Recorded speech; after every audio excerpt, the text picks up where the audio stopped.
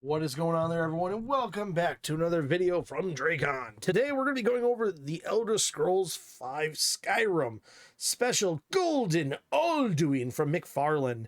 Now, I happened to grab one of these not too long ago, and I was kind of glad I could find one in stock, and not for the scalper price, which is always something I always find problematic, is scalpers, man.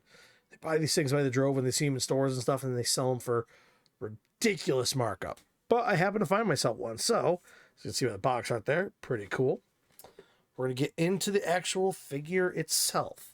Now, I say figure, but you could use it for a miniature. I mean, there's nothing wrong with you doing so. I'm going to change my camera angle a little bit. Okay, so here is the Alduin himself. Pretty standard, Skyrim-esque dragon. Pretty cool. There is only one issue I could say I'd have with this thing is the tail. Now, the tail to me is good, but they used one thing in here, which is a bending, they used the metal piece inside the bendy tail, and those are fine, but over time, those eventually break down, so I really would recommend posing this thing how you'd like to leave it for a long time, because if you don't, it's going to eventually break over time and snap, and then it's going to start to fail. The wings are on a joint. As you can see there, pretty nice joint action. The spikes on his back do interrupt him from raising his wings fully up. You can do fully down position, though, like so. Legs are movable to an extent. Once again, they are limited by their actual flexibility due to the spikes sticking out, and their overall, the legs are on the lowest part of the legs, joint. See, a little harder on the hinge there, but hey, still works. The neck can be raised to this far. You will have to go one side or the other of the spike, as you can see there, just because that spike is going to stop it. Horns are very simplistic. Got a nice, lovely jaw movement, though. You can get as you can see, a wide movement there, or wide open, which in reality, I'd say probably around there would be the most a jaw like a dragon like this is going to open. Anything more like that, it's starting to be risky, and then here is just, that's comically dumb. But you could put something in his mouth if you wanted to. Like if he actually does say if you use him in campaign and you want to use him for a miniature, which he does come with this lovely base. I do like it a little more than the other base. I like the gold. My only issue is I wish all the bones are black, not some of them. We only get these three main bone pieces, like the ribs, skull, and then the leg there. We get a lovely flight base peg, so we can put him in there for flying, which, is awesome. That's where it would attach right under there in the stomach.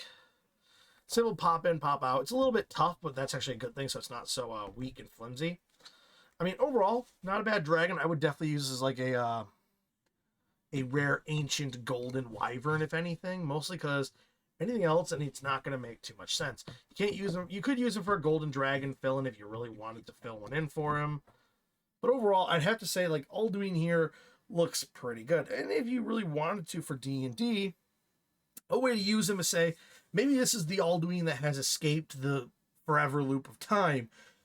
Doing so has allowed him to become a golden form, one that allows him to basically travel across the eternities, finding your player. Sorry, I'm actually going to put him on his base here for a second, just so you folks see. He has two holes in the bottom of his feet, so you can put one on the base and the other in a different spot of the base, depending on where you want him to stand on it.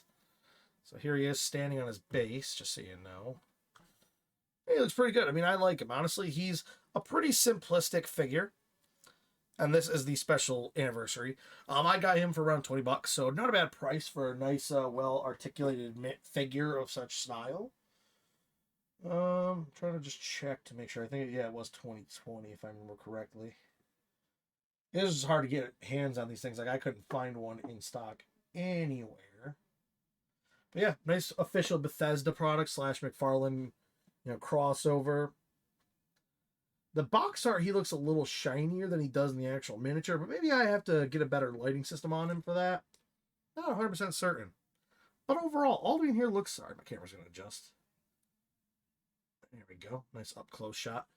Alduin here looks pretty good. Now, do I recommend keeping the box? You really don't have to. This is just for the 10th anniversary of Skyrim, which we all know is amazing.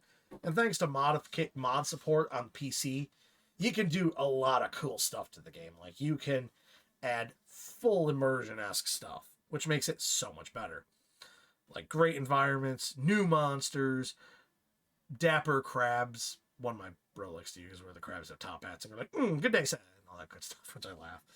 Every time he fights him, I just laugh. I go, I can't do that. He goes, why? Because I'll never kill a mud crab again, just because I would laugh at that. But anyway, a pretty cool figure overall. Now, would I recommend getting Alduin? If you can find him for its original price of around $20, definitely snag one. If you're a fan of Skyrim like I am, or if you know someone who's a fan of Skyrim, this would make a great gift for someone who is. Or if you want to have just a very unique figure to sit on your shelf alongside the miniatures, you could easily use this as like a unique type of wyvern. Maybe this wyvern has grown bigger than the others. Maybe this is the rare, ancient golden wyvern. Like maybe they get this color to represent their rare status. I mean, I have the unpainted wyvern. I use that as like an alpha wyvern because it's technically on even though it's on a large base, it's huge. The thing's like huge. Actually, I think it's on a huge base. I think about for stability, but I really went with it. Oh, no, it's not a large base, but I would put it on a huge base and say it's like a huge alpha wyvern. Because like it's bigger than the actual Monster Menagerie wyvern, and this thing definitely dwarfs that way hardcore. I mean, we do lose that Cobra aesthetic we kind of have with the D&D wyverns. But, you know, this could be, I mean, as we know, wyverns are a member of the dragon family. They are more of the, like, original precursor style dragons. Many people believe them to be, like, what evolved into our classic true dragons. And breathing fire is probably not the hardest thing to do. So, you know, it works. Or, like I said, you can make this the Alduin that has crossed dimensions and escaped the cycle of death and rehistory and all that stuff, like the cycle of death and rebirth. And this Alduin has escaped and become his own being to travel the multiverse, kind of pulling a Nico Bolas from Magic the Gathering, but you know, whatever. I mean, this would be really cool. I mean, it could be a cool tie into a Skyrim-esque universe. Or if you wanted to run a Skyrim campaign in your D&D, this would be awesome. But I think that's all I've got for you today, guys. Anyway, I do appreciate you guys for tuning in today and staying for the whole video. If you have, make sure you hit that like button if you enjoy the content and you want to see more. If you also would, please do hit subscribe if you haven't done so already, and share this video with your friends to help the channel grow. The bigger the channel grows, the more videos and the more unique content I will try to do. Anyway, guys, that's all I've got for you today. Make sure you do the YouTube algorithms, leave a comment, all that stuff. Have a great one, and I'll see you next time. Bye-bye, and see ya.